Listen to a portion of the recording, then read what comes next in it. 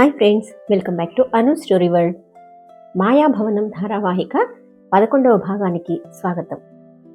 ఇంతవరకు జరిగిన కథలో యువరాణి ప్రయాణానికి పల్లకి సిద్ధంగా ఉందని ద్వారపాలకుడి ద్వారా తెలుసుకున్న మహేంద్రనాథుడు ఆ రాత్రే మాయాభవనంలోకి ప్రవేశించి యువరాణి విద్యావతికి ఆ విషయం తెలియజేశాడు. యువరాణి అప్పటికప్పుడే మాయాభవనం వదిలి వెళ్ళడానికి సమ్మతించింది. ఇద్దరూ ఎంతో జాగ్రత్తగా మాయాభవనం నుంచి బయటపడ్డారు. ఆ తర్వాత ఏం జరిగిందో ఇవాళటి కథలో చూద్దాం. వృద్ధ స్త్రీ తెల్లవారుజామునే లేచి తన యజమాని మాట ప్రకారం యువరాణి విద్యావతిని ప్రయాణానికి సిద్ధం చేయడానికి ఆమె గదిలోనికి వెళ్ళింది. కానీ అక్కడ యువరాణి లేదు. పక్క గదిలోకి వెళ్ళి చూసింది. ఆ గది తలుపులు కూడా తెరిచి ఉన్నవే, కానీ అక్కడ కూడా యువరాణి లేదు. అమితాశ్చర్యంతో వృద్ధ స్త్రీ గదులన్నింటినీ వెతికింది. కిటికీల వద్ద చూసింది. ఎక్కడా యువరాణి జాడలేదు. పరిచారిక మాలిని గదిలోనికి వెళ్ళింది. ఆ గది తలుపులు కూడా తెరిచే ఉన్నాయి. వృద్ధ స్త్రీ కిందికి దిగి ఉద్యానవన ద్వారం దగ్గరికి వెళ్ళింది. ద్వారం తలుపులు తెరిచే ఉన్నాయి. అలాగే వెలుపలి ద్వారం దగ్గరికి వెళ్ళి చూసింది. ఆ తలుపులు మాత్రం మూసి ఉన్నాయి. పెద్ద తాళం వేలాడుతోంది. ద్వారపాలకుడు లేడు. ఆమె వెనుదిరిగి భవనం లోపలికి గబగబా నడిచింది. కొంతసేపట్లో పల్లకి వస్తుంది. అందులో యువరాణిని జాగ్రత్తగా తీసుకురమ్మని, తనను పల్లకి వెంట తోడుగా రమ్మని యజమాని నిన్న ఆజ్ఞాపించాడు. మరి ఇప్పుడు యువరాణి కనిపించడం లేదు. ఏం చేయాలి? ఈ సమయంలో భయపడి ప్రయోజనం ఏంటి? గండం గడవటానికి వృద్ధ స్త్రీ క్షణంలో ఒక ఉపాయం ఆలోచించింది. వెంటనే పరిచారిక మాలిన గదిలోకి వెళ్ళి ఆదమరిచి నిద్రపోతున్న ఆమెను తట్టి లేపి, ఆభరణాలు ధరించి అలంకరించుకుని ప్రయాణానికి వెంటనే సిద్ధం కా అని ఆజ్ఞాపించింది వృద్ధ స్త్రీ. కొంతసేపటికి ఆమె మాలినిని మెట్లగుండా కిందికి తీసుకొచ్చింది. అక్కడ పల్లకి సిద్ధంగా ఉంది. అది తన కోసమే అని నమ్మలేక, మాలిని, ఇందులోనా? నేనెక్కడికి వెళ్ళాలి అని అడిగింది ఆశ్చర్యంగా. అవును, అది నీకోసమే. ఎక్కడికి వెళ్ళాలన్న విషయం నీకు అనవసరం. పల్లకి వెంట నేను కూడా నడిచొస్తాను. నీకు ఎలాంటి భయమూ వద్దు. నేను చెప్పినట్టు చెయ్యి. ఇది యజమాని ఆజ్ఞ అని హెచ్చరించింది వృద్ధ స్త్రీ. మాలిని మారు మాట్లాడకుండా వెళ్ళి పల్లకీలో కూర్చుని తెరను దించింది. బోయిలు పల్లకీనెత్తుకున్నారు. భవన ద్వారం తలుపులు మూసుకుని వృద్ధ స్త్రీ కూడా పల్లకీ వెంట నడవసాగింది.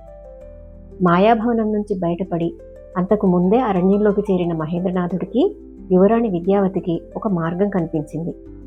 వాళ్ళు వేరెవరికంటా పడకూడదన్న జాగ్రత్తతో కొంత దూరం నడిచి వెనక్కి తిరిగి చూస్తూ, ఏదైనా అలికిడి వినిపించినప్పుడు పక్కకు తప్పుకుని చుట్టుపక్కల పరిశీలించుకుంటూ ముందుకు నడుస్తున్నారు.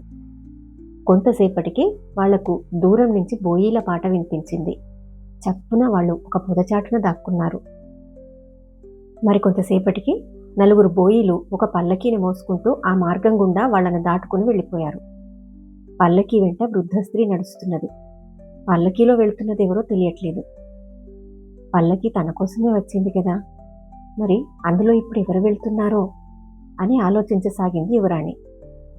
యువరాణి, మనం చాలా జాగ్రత్తగా ఉండాలి. వేషాలు కూడా మార్చుకోవడం మంచిది అన్నాడు మహేంద్రనాథుడు. నిజమే, తెల్లవారాక మార్చుకుందాం అంది యువరాణి. తెల్లవారే సమయానికి బోయిలు మోసుకు వెళ్లిన పల్లకి ఒక సమతల ప్రదేశం చేరుకుంది. అక్కడ మరిద్దరు బోయిలు వేరొక పల్లకీతో సిద్ధంగా ఉన్నారు.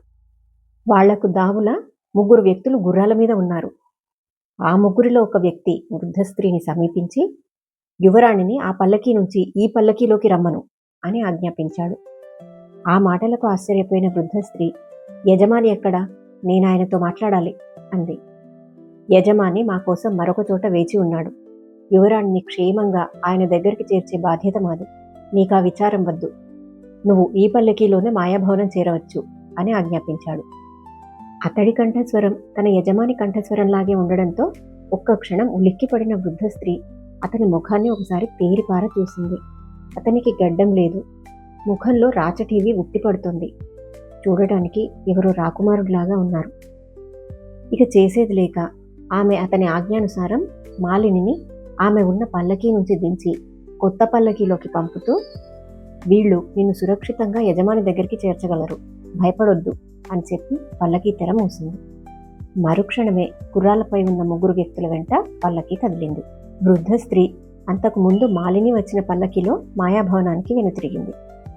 సూర్యోదయం కాగానే మార్గం స్పష్టంగా కనిపించడంతో మహేంద్రనాథుడు యువరాణి అమితోత్సాహంతో వేగంగా కొండ దిగడం ప్రారంభించారు. అలా వాళ్ళు నడిచి నడిచి మిట్ట మధ్యాహ్న సమయానికి కొండ పాదతలం చేరి కొంతసేపు విశ్రాంతి తీసుకుని మళ్లీ ప్రయాణం కొనసాగించారు. పడమటి దిశలో పొద్దువాలుతూ ఉండగా వాళ్ళొక సమతల ప్రదేశం చేరుకున్నారు. దూరంగా ఒక కుటీరం కనిపించింది. అది తనను దీవించి పంపిన ముని కుటీరమే అని గ్రహించి మహేంద్రనాథుడు పరమానందం చెందాడు. తన వేలికి ఉన్న ఉంగరాన్ని కృతజ్ఞతగా ఒకసారి చూసుకున్నాడు. ముని తనకు మహిమగల ఉంగరాన్ని ఇచ్చి ఆశీర్వదించి పంపిన విషయాన్ని యువరానికి తెలియజేశాడు. ప్రయాణంలో ఆయనను దర్శించుకుని వెళ్ళవచ్చు అనుకుంటూ అతడు ఆ కుటీరం కేసి నడిచాడు. అంతలో కుటీరం నుంచి వెలుపలికి వచ్చిన ముని చిరునవ్వుతో, రానాయన, నువ్వు ఈ కార్యం సాధించగలవని నాకు తెలుసు. వీరగిరి యువరాణి విద్యావతికి స్వాగతం అన్నాడు. మారాక కోసమే తమరు ఎదురు చూస్తున్నట్టున్నారు. మేము రావడం మీకెలా తెలిసింది అని అడిగాడు మహేంద్రనాథుడు. ముని తన వేలికి పెట్టుకున్న ఉంగరాన్ని చూపి, ఈ ఉంగరానికి, ఆ రోజు నేను నీకిచ్చిన ఉంగరానికి కొన్ని మహిమలున్నాయి. ఈ ఉంగరాన్ని నేను ధరించగానే అది నీకు తెలియకుండానే నీ ఉంగరం ద్వారా నిన్ను నా సమక్షానికి నడిపించింది అన్నాడు. అలాగా అంటూ మునికి నమస్కరించాడు మహేంద్రనాథుడు. మీరిద్దరూ ఇక్కడికి రావడం నాకెంతో ఆనందంగా ఉంది. ఈ రాత్రి ఈ కుటీరంలోనే గడిపి తెల్లవారగానే బయలుదేరండి అన్నాడు ముని. ఆ రాత్రి నిద్రపోవడానికి ముందు మహేంద్రనాథుడు యువరాణి వాళ్ళు అక్కడ చేరడానికి పూర్వం జరిగిన విశేషాలన్నింటినీ మునికి వివరించాడు. ముని వాటిని చిరునవ్వుతో విన్నాడు. మర్నాడు తెల్లవారగానే ముని మహేంద్రనాథుణ్ణి, యువరాణిని దగ్గరికి పిలిచి, మీతో పాటు నేను రాజధాని నగరానికి వస్తాను. అది మీకు కొంత రక్షణగానూ ఉంటుంది. ఇంతకాలానికి నా కర్తవ్యాన్ని నెరవేర్చడానికి కలిగిన అవకాశాన్ని సద్వినియోగం చేసుకుంటాను అన్నాడు చిరునవ్వుతో. ఏమిటి అన్నట్టు ఆశ్చర్యంగా చూశాడు మహేంద్రనాథుడు. మీకు ఆ విషయం తెలియాలంటే నా కథ కూడా కొంత తెలుసుకోవాలి అన్నాడు ముని. చెప్పండి అన్నాడు మహేంద్రనాథుడు ఉత్సాహంగా. అదొక పెద్ద విషాద గాథ, అయినా మీకది క్లుప్తంగా తెలియజేస్తాను అంటూ ముని ఇలా చెప్పాడు. మహిమాపురి రాజ్యం గురించి మీరు వినే ఉంటారు. యువరాజు వీరేంద్రనాథుడు యువకుడుగా ఉన్నప్పుడు అతని తండ్రి వేటకు పోయి ప్రమాదానికి గురై ప్రాణాలు కోల్పోయాడు. 21వ ఏట వీరేంద్రనాథుడికి రాజ్యాభిషేకం జరిగింది. అయినా సోదరి ఐశ్వర్యను ఆయనకు అప్పగించి అతని తల్లి కూడా కన్నుమూసింది.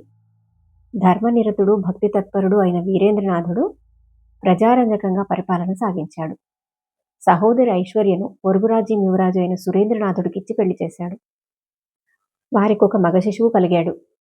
వీరేంద్రనాథుడు తరచూ తీర్థయాత్రలకు వెళ్ళేవాడు. ఆ కారణంగా సురేంద్రనాథుడు, అతని తమ్ముడైన జితేంద్రనాథుడు మహిమాపురిలోనే ఉండేవారు.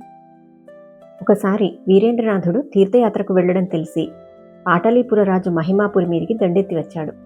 యుద్ధంలో సురేంద్రనాథుడు మరణించాడు. సురేంద్రనాథుడి భార్య ఐశ్వర్యను, బిడ్డను, తమ్ముడు జితేంద్రనాథుణ్ణి శత్రువులు రాజ్యం నుంచి తరిమి కొట్టారు. తీర్థయాత్ర నుంచి తిరిగి వచ్చిన వీరేంద్రనాథుణ్ణి పట్టి బంధించారు. తన తోబుట్టువు దూరం కావడంతో రాజు తీరని విచారంతో కారాగారంలోనే మరణించాడు. జితేంద్రనాథుడు అన్నకుమారుణ్ణి, ఐశ్వర్యను తీసుకుని ఎక్కడెక్కడో తిరిగి ఆఖరికి వీరగిరి రాజ్యాన్ని చేరుకున్నాడు. అక్కడ కొంతకాలం ఒడిదుడుకులతో గడిచింది. జితేంద్రనాథుడు ఒక యువతిని పెళ్లాడాడు. అయితే హఠాత్తుగా ఆమె కూడా మరణించడంతో జీవితం మీద విరక్తి పుట్టి జితేంద్రనాథుడు ఇల్లు వదిలి దేశాటనకు బయలుదేరి ఆఖరికి ఒక అరణ్యంలో కుటీరం నిర్మించుకుని కాలం గడుపుతున్నాడు. అనాథగా వదిలి వచ్చిన వదినను, మహిమాపురి సింహాసనానికి వారసుడైన ఆమె కుమారుణ్ణి చూడటానికైనా వెళ్ళలేదు. ఆ మాటలతో ముని 2 కళ్ళ నిండా నీళ్లు తిరిగాయి. ఆమె కుమారుడి పేరేమిటో చెప్పలేదు అంది యువరాణి. మహేంద్రనాథుడు అన్నాడు ముని ఎంతో ఆనందంగా. మహేంద్రనాథుడు ముని తన పినతండ్రి జితేంద్రనాథుడని గ్రహించి ఆయనను ఆప్యాయంగా కౌగిలించుకున్నాడు. నేను రాజధానికి వచ్చి 2 కర్తవ్యాలను నెరవేర్చాలి. మహేంద్రనాథుడెవరో రాజుగారికి తెలియజేయాలి. మహేంద్రనాథుడి తల్లిగారికి చెప్పా పెట్టకుండా హఠాత్తుగా ఇల్లు వదిలిపెట్టినందుకు క్షమాపణను చెప్పుకోవాలి. ఆ తర్వాత నేను ఇక్కడికి నిశ్చింతగా తిరిగి వచ్చి ఈ ప్రశాంత వాతావరణంలో కాలం వెళ్ళబుచ్చుతాను అన్నాడు ముని ప్రసన్నవదనంతో. మహేంద్రనాథుడు, విద్యావతి ఏదో చెప్పబోయారు.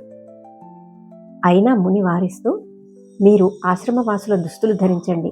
నేను మీ వెంట ఉంటాను కనుక మిమ్మల్ని ఎవరూ గుర్తుపట్టలేరు. ఇప్పుడు బయలుదేరామంటే సూర్యాస్తమయ వేళకు రాజధాని నగరం చేరుకోగలం. అక్కడి నుంచి తిన్నగా రాజప్రాసాదం చేరుకుందాం అన్నాడు. ఇప్పుడే రాజప్రాసాదం చేరుకున్నంత ఆనందంగా ఉంది మహాత్మా అంటూ యువరాణి ఆభరణాలన్నింటినీ క్షణంలో తీసివేసి కుటీరం లోపలికి వెళ్ళి బట్టలు మార్చుకుని మునికుమారిలా తిరిగి వచ్చింది. మహేంద్రనాథుడు కూడా మునికుమారుడిలా తయారయ్యాడు.